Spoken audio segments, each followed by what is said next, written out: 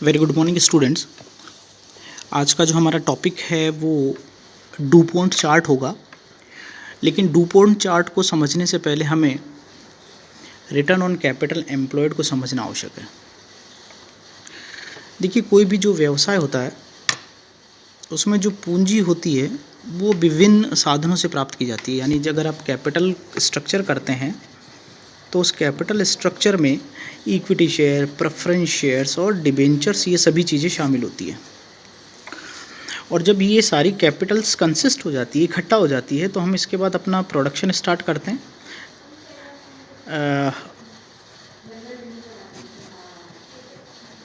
ठीक है। और जब अपना प्रोडक्शन हम स्टार्ट करते हैं तो उसके बाद हमें एक प्रॉफिट मिलता है। ठीक है। इस प्रॉफिट में से हमें दो पार्ट हो जाते हैं। एक तो हो जाता है हमारा रिटेन अर्निंग्स, यानी जो हम बिज़नेस के लिए रोकना चाहते हैं, फर्दर इन्वेस्टमेंट करते हैं जिससे रिसर्च एंड डेवलपमेंट हो। दूसरा, रिटेन अर्निंग के बाद हो सकता है डिविडेंड। ये मतलब प्रॉफिट के दो पार्ट हो जाते हैं। एक तो संस्था अपने पास रखती है जिसे हम रिटेन अर्निंग यानी प्रतिधारित अर्जन कहते हैं, और दूसरा पार्ट वो होता है जो हम डिविडेंड के रूप में शेयर होल्डर्स को डिस्ट्रीब्यूट कर देते हैं। क्लियर है।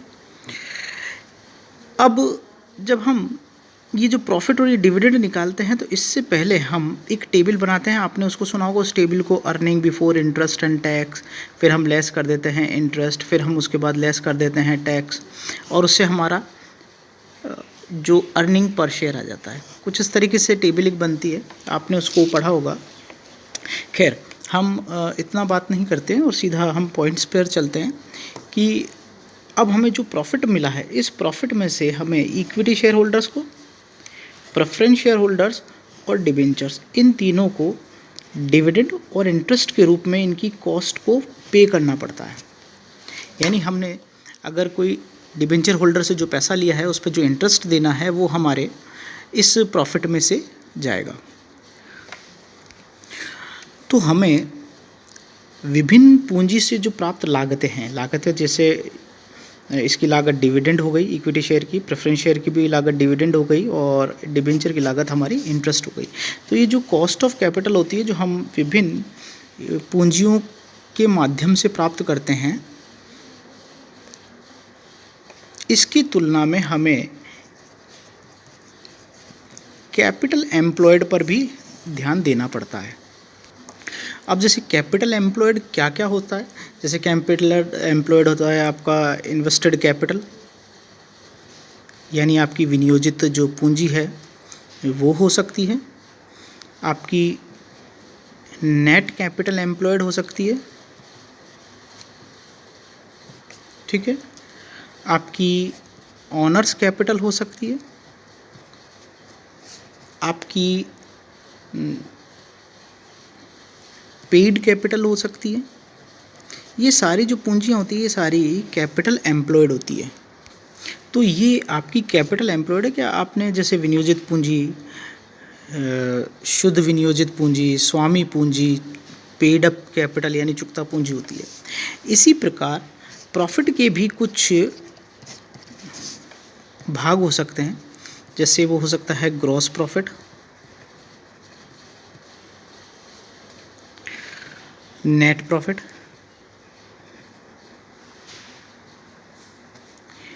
EBIT, EBT, ऐसे भाग हो सकते हैं। यानी प्रॉफिट के भी कुछ भाग हो सकते हैं अलग अलग लेवल्स पे, और कैपिटल एम्प्लॉयड भी अलग अलग लेवल्स पे उसके कुछ भाग होते हैं। हम इसकी जो गणना है हमेशा सेल्स के आधार पर करते हैं, लेकिन हम इसकी गणना रिटर्न ऑन कैपिटल एम्प्लॉयड में इस विनियोजित पूंजी के आधार पर लाभ की गणना करना, यानी जो प्रॉफिट की गणना करते हैं हम, वो किसके आधार पर कर रहे हैं, आपकी विनियोजित पूंजी के आधार पर। देखिए, जब हम जब इन प्रॉफिट्स की गणना करते हैं तो हम जो ग्रॉस प्रॉफिट है, नेट प्रॉफिट है, earning before interest and tax है, इसको हम सेल्स के आधार पर करते हैं। यहाँ रिटर्न ऑन कैपिटल एम्प्लॉयड में हम बात कर रहे हैं कि जो प्रॉफिट है वो उसकी गणना हम कैपिटल एम्प्लॉयमेंट के आधार पर करते हैं कि हमने कितनी विनियोजित पूंजी लगाई है और उसके आधार पर हमें कितना लाभ प्राप्त हुआ है।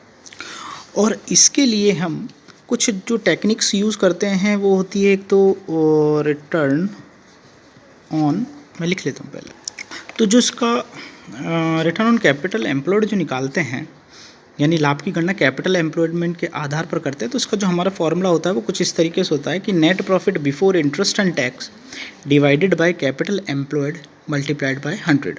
तो net profit before interest and tax, तो आप जब एक टेबल निकाली होगी आपने, तो उसमें ऐसा होगा अर्निंग EBIT लेस इंटरेस्ट, तो यहाँ आ जाता है आपका EBT। तो हम इसकी बात कर रहे हैं net profit before interest and tax, यानी EBT की बात कर रहे हैं।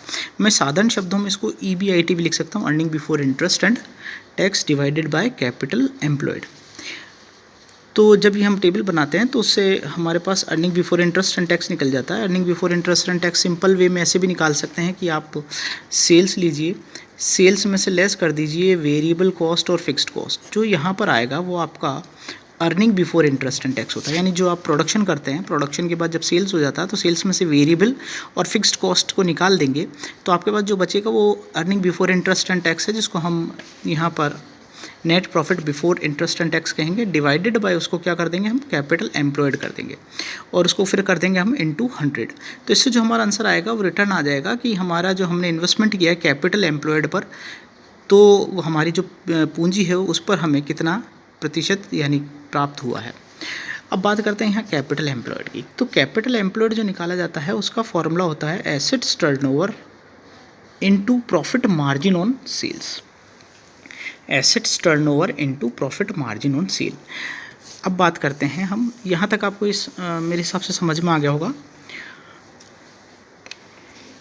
इसी के बारे में बात करते हैं कि ये जो कैपिटल एम्प्लॉयड है जिसे हमने assets turnover into profit margin करके निकाला है, इसको एक कंपनी है अमेरिका की जिसका नाम है डूपॉन्ट।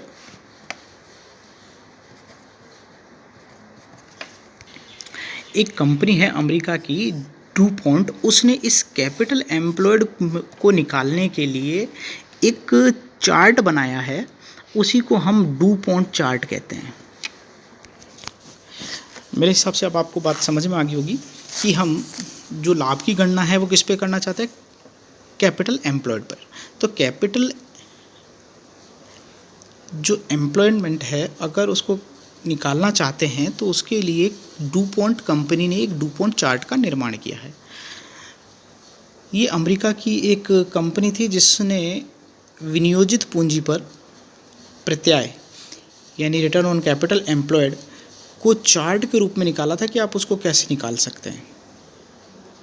यहाँ इसका मैंने ये चार्ट साधारण भाषा में आपको बताया है, आप देखिए एक बार, क्लियर है। अब देखिए आप कि जो डूपॉन्ट चार्ट है उसका जो रिटर्न ऑन कैपिटल एम्प्लॉयमेंट उसका फॉर्मूला वही है profit upon capital employed into 100, जिसके बारे में हम पहले भी डिस्कस कर चुके हैं, जो ROCE था, अभी थोड़ी देर पहले ही किया था कि profit net profit upon divided by capital employed into 100।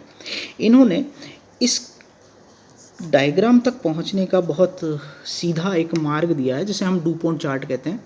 DuPont chart में यहाँ पर देखिए प्रॉफिट मार्जिन लिखा हुआ और यहाँ पर एसेट्स टर्नओवर लिखा है। मैंने इससे पहले आपको जो फार्मूला था उसमें भी यही बताया था कि जो हम कैपिटल एम्प्लॉयड निकालते हैं उसका फार्मूला होता है प्रॉफिट मार्जिन इनटू टर्नओवर। तो कंपनी ने डूपॉन्ट जो चार्ट बनाया था वो कुछ इस आधार पर बनाया था कि देखिए नीचे से चलते हैं, अगर हम कॉस्ट ऑफ गुड सोल्ड और plus selling and distribution expenses को जोड़ दें तो हम उससे ऑपरेटिंग एक्सपेंसेस पे पहुंच जाएंगे, यानी इसको और इसको जोड़ेंगे तो हम ऑपरेटिंग एक्सपेंसेस पे आ जाएंगे, क्लियर है। और जैसे ही हम सेल्स में से ऑपरेटिंग एक्सपेंसेस को माइनस कर देंगे, माइनस का साइन है, सेल्स में से ऑपरेटिंग एक्सपेंसेस को माइनस कर देंगे तो हमें मिल जाएगा नेट प्रॉफिट। अगर नेट प्रॉफिट डिवाइडेड बाय अगर सेल्स कर दिया जाएगा तो हम किस पर पहुंच जाएंगे, प्रॉफिट मार्जिन पर। Are you getting my point. सबसे पहले जैसे कॉस्ट ऑफ गुड सोल्ड निकाली, उसमें अगर सेलिंग एंड एडमिनिस्ट्रेशन एक्सपेंसेस को जोड़ देंगे तो ऑपरेटिंग एक्सपेंसेस आ जाएगा, और सेल्स में से अगर ऑपरेटिंग एक्सपेंसेस को लेस कर देंगे तो हमारे पास नेट प्रॉफिट आ जाएगा, और नेट प्रॉफिट डिवाइडेड बाय अगर सेल्स कर देंगे तो हमारे पास प्रॉफिट मार्जिन आ जाएगा, यानी हम यहाँ पर पहुँच गए, क्लियर है। ऐसे ही चार्ट के दूसरे पार्ट में डूपोंट कंपनी ने अपने चार्ट में ये दिया था कि जैसे ही आप देखिए करंट एसेट्स हैं, ये कैपिटल एम्प्लॉयड का पार्ट हो गया, आपका एसेट्स टर्नओवर को शो करने के लिए हो गया। जैसे ही आप करंट एसेट्स है, करंट एसेट्स में से करंट लाइबिलिटीज़ को माइनस करेंगे तो आपकी वर्किंग कैपिटल आ जाएगी। इस वर्किंग कैपिटल में आप फिक्स्ड एसेट्स को ऐड कर देंगे तो आपका कैपिटल एम्प्लॉयड बन जाएगा। अगर आप कैपिटल एम्प्लॉयड बनाना चाहते हैं तो fixed assets plus working capital कर देंगे तो हमारा कैपिटल एम्प्लॉयड बन जाता है। और सेल्स डिवाइडेड बाय अगर कैपिटल एम्प्लॉयड कर देंगे तो वो एसेट्स टर्नओवर आ जाएगा। क्लियर है? और जब हम इस प्रॉफिट मार्जिन और एसेट्स टर्नओवर को मल्टीप्लाइड कर देते हैं तो हमारे पास कैपिटल एम्प्लॉयड आ जाता है। और फिर हम अपनी कंपनी का जो प्रॉफिट है, profit divided by capital employed into 100 कर देंगे तो हमारा रिटर्न ऑन कैपिटल एम्प्लॉयड आ जाएगा। तो कुल मिलाकर अगर आप देखें तो अमेरिका की जो डूपोंट कंपनी है उसने अपना रिटर्न ऑन कैपिटल एम्प्लॉयड निकालने के लिए एक चार्ट दिया है जो सिंपल वे का चार्ट था, जिसमें हम एक तरफ प्रॉफिट मार्जिन और एक तरफ एसेट्स टर्नओवर है।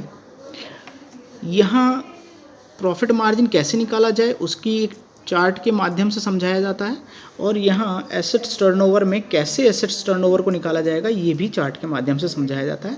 लास्ट में हमारे पास दोनों चीज़ें आ जाती हैं, यानी हमें नीचे से ऊपर की ओर चलना है, नीचे से ऊपर की ओर चलना है, हमारे पास प्रॉफिट मार्जिन आ जाएगा, फिर यहाँ एसेट्स टर्नओवर आ जाएगा, और सिंपल वे में हम यहाँ पर कैपिटल एम्प्लॉयमेंट को गेन कर सकते हैं। तो कुल मिलाकर अगर आप देखा जाए तो ये आपका एक सिंपल वे है जिससे हम रिटर्न ऑन कैपिटल एम्प्लॉयड निकाल सकते हैं। Thank you for today.